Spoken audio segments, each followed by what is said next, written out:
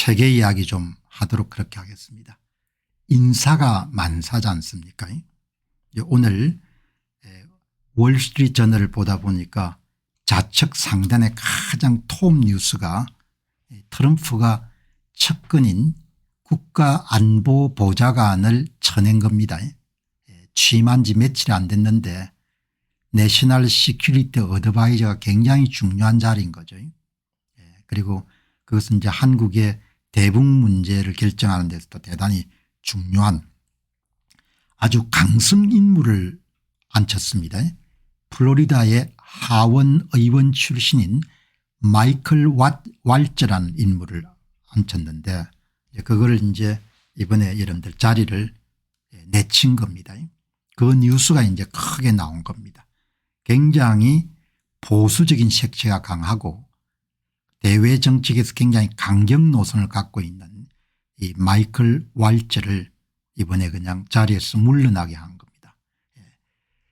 어떤 사람을 자리에 물러나게 하는 것은 굉장히 어렵지 않습니까? 그래서 제가 좀 찬찬히 읽어보니까 이분이 마이클 왈츠를 이번에 제거했는데 트럼프 대통령하고 비교적 정치적인 관계라 인간적 관계는 굉장히 유대가 깊었던 인물입니다. 그러니까 2024년도 대선전에서도 굉장히 크게 기여를 했고 그러니까 여러 번 숙고를 했을 것 같은데 이제 시그널 게이트라는 그런 사건을 통해 가지고 실수를 좀 했죠. 이너서클 사람들이 참여하는 그런 극비 중동 정책과 관련된 부분에 본인들의 하고 지금 이제 친분이 있는 그런 기자들을 등록시킨 그런 사건에 민감한 군사작전 정보를 디 애틀란틱 기자가 여러분들 볼 수 있도록 허용했기 때문에 이제 조금 눈에 드러나게 된 거죠. 여기 보시면은 마이클 왈츠가 일련의 실수를 행한 끝에 이번에 국가안보보좌관으로 교체됐습니다. 왈츠는 민감한 군사작전에 논의하는 장소에 기자 친분이 있는 기자가 참가할 수 있도록 허용했습니다. 그러니까 일단 물러나게 된 데는 본인의 실책이 굉장히 중요한 역할을 한 거죠. 그 실책이 그걸 시그널 게이트 아마 미국의 대외 정책이나 군사와 관련해서 극비의 그런 극소수의 사람들이 참여한 채팅장이 있는 모양입니다.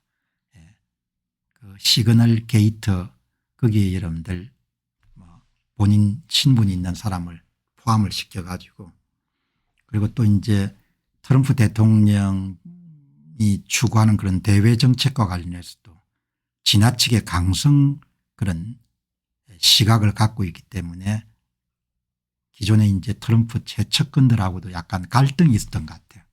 그 내용을 오늘 상세하게 월스트리트 저널이 다뤘네요. 마이클 왈츠 보좌관은 디 애틀란틱 지가 기자가 이 시그널 채팅에 참여할 수 있도록 그렇게 허락을 해가지고 대통령과 그 주변 사람들을 경악시켰다 이런 내용들이 쭉 나오고 그리고 이제 안보보좌관이 물러나니까 안보보좌관이 데리고 들어갔던 두 번째 인물인 알렉스 원과 같은 그런 사람들 물러나는데 특히 이제 이 양반이 트럼프 대통령 출범하고 나서 국내 신문에도 여러 번 나왔죠. 왜냐하면 이 양반이 트럼프 일기 때 대북 특사를 지냈던 사람의 보좌관을 수행했기 때문에 그 내용이 나옵니다.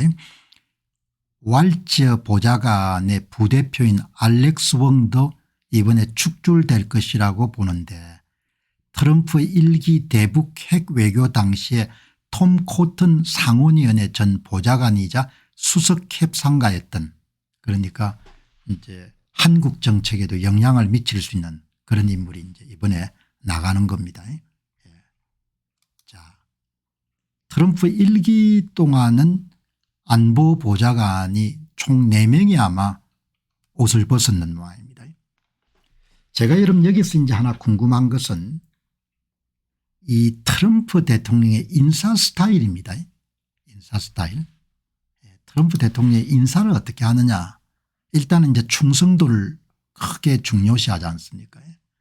그리고 똑똑한 사람을 좋아하는 것 같아요. 업무 추진 능력이 뛰어난 사람. 충성도하고 그다음에 이제 업무 추진 능력이 뛰어난 사람을 선택하는데 일단 그중에서도 우선순위는 충성도죠. 업무 추진 능력이 좀 떨어지더라도 충성도가 있으면 다시 또 재기할 수 있는 그런 기회를 주거나 뭐 이렇게 하는 것 같아요. 그런 능력이 있는데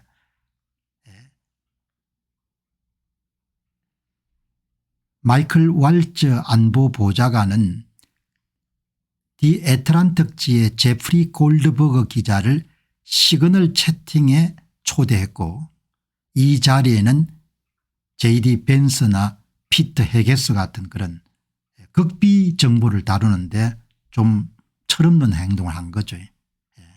철없는 행동을 했는데 트럼프 대통령이 당장 사람을 잘라버리지 않네요. 특히 충성도가 높은 인물들은 그냥 바로 쳐내지를 않는 것 같아요.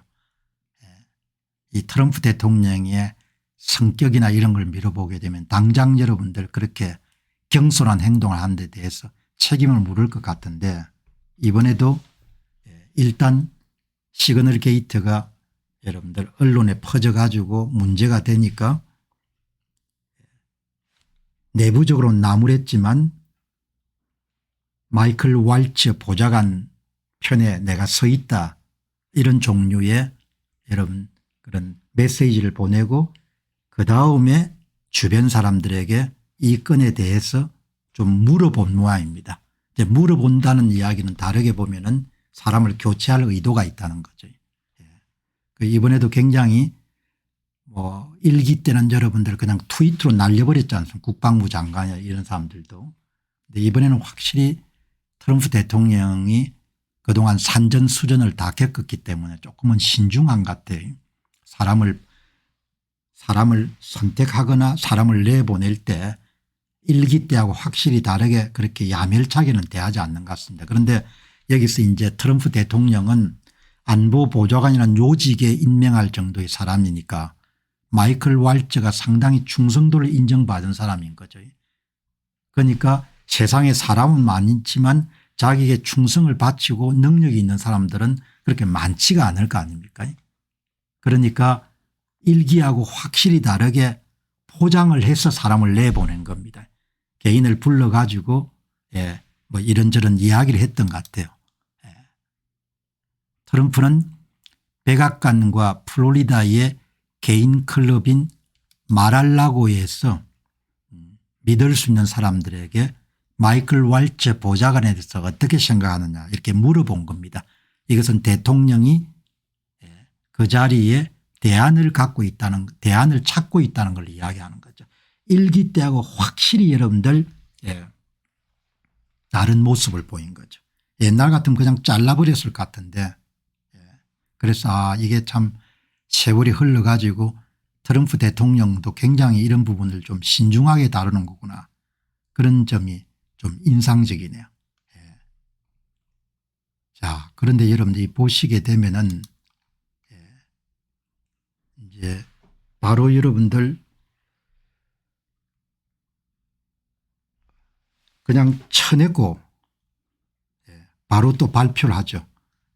유엔 대사로 임명하네요. 그러니까 좀 좌천이지만 유엔 대사로 이제 자리를 주고 그 자리를 잠시 동안에 루비오 미 국무장관이 겸임할 수 있도록 글도 굉장히 여러분들 참 배려하는 글을 썼네요. 차기 유엔 주재 미국 대사로 마이클 왈츠를 지명하게 되어 기쁘게 생각합니다. 트럼프 대통령이 엄청나게 많이 바뀐 겁니다. 취임 일기 때하고 완전히 다른 거예요. 전장에서 제복을 입은 마이클 왈츠는 의회에서도 싸워줬고 국가안보보좌관으로서도 우리나라 이익을 최우선으로 생각해 열심히 노력해 왔습니다. 일기 때는 이런 게 드물었거든요. 그러니까 충성도가 있었지만 업무 추진 과정에 좀 실수를 했고 그 자리에 앉혀보니까 그 자리에 꼭 맞는 것 같지는 않고 그런데 그 사람은 놓치지 않고 그냥 곁에 두고 싶고 그러니까 트럼프 대통령이 좀 한직이지만 유엔 대사로 임명해서 여러분들 마이클 waltz의 면도 세우고 마이클 waltz의 여러분들 능력도 계속 쥐고 있고 그렇게 한 겁니다. 굉장히 놀라운 거죠. 물론 지금까지도 충성도가 강한 사람들은 내치거나 그런 일들은 드물었습니다. 재기할 기회를 주고 있는데 그가 새로운 역할을 맡게 될 것이라는 것을 알고 있습니다. 그동안 새 인물을 임명하기 전에 마르코 루비오 국무장관을 국가안보보좌관으로 겸임하도록 하겠습니다. 제가 여러분 오늘 이 내용 마이클 waltz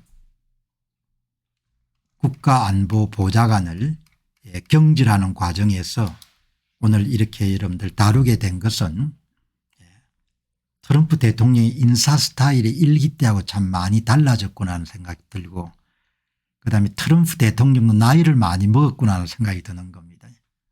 그러니까 충성도는 있는데 그 자리는 꼭 맞지 않는 그런 인물을 그냥 내치지 않고 자기 사람이라고 생각하는 겁니다.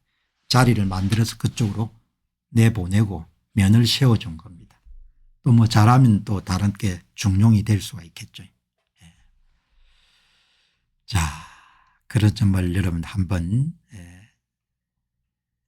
그동안 물론 이제 충성도를 우선시하고 업무 능력을 중시하는데 해임 이후에도 충성도에 따라서 다시 중용하는 사례는 들어 있었습니다.